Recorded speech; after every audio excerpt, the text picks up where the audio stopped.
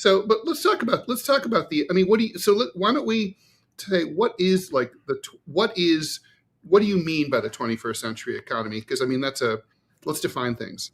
Well, I think, and here's where I know listeners of our podcast kind of like are hoping for, firebrands screaming at each other from the left and from the right. And that's not what we are at all. I see Ted's point. He sees my point, but we're about to enter waters where we strongly disagree. So stay tuned, kids.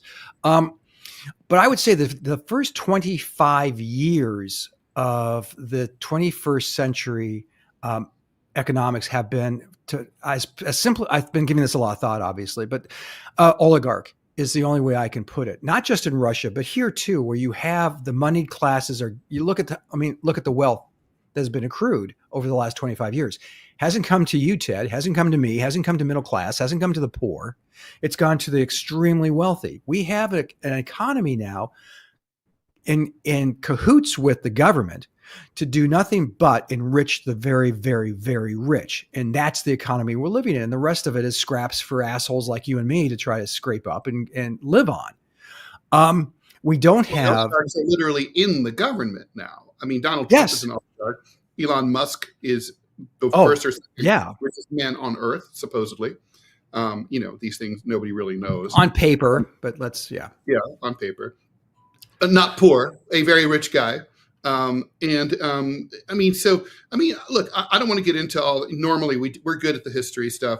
I would just sort of say, look, we know that there's been increasing disparity of wealth and income in this country going back to the end of the Vietnam War. And if you look at, increases in productivity, those have, in other words, like more efficiency, the amount of GDP that each worker produces. Those profits have been devolving increasingly to the top 1% and not really to anybody else. Everyone's wages are pretty much frozen in the middle class and working class. Which means they've gone down.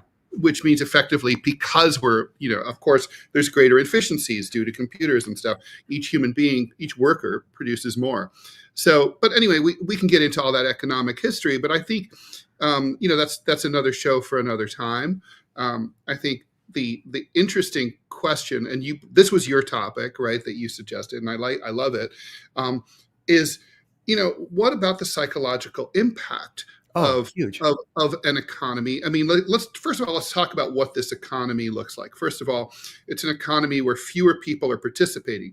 The worker participation rate has been steadily on the decline throughout our lives, which means that a lot of people just can't find a place for themselves. They look for work and they just can't find something or there's just not enough room. So effectively, even if the unemployment rate were to remain exactly flat, the real unemployment rate is dropping. The employment rate is dropping because there's fewer people working who are even counted as unemployed or as part of the workforce.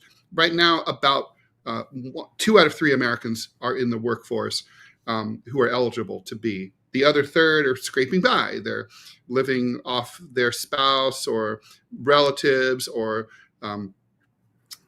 welfare or scrounging on odd jobs, cash economy, or they're desperately poor. And if you drive around this country, you know that there's a lot of desperately poor people. Yes, indeed. And that seems to be getting worse and worse. Homelessness is way up.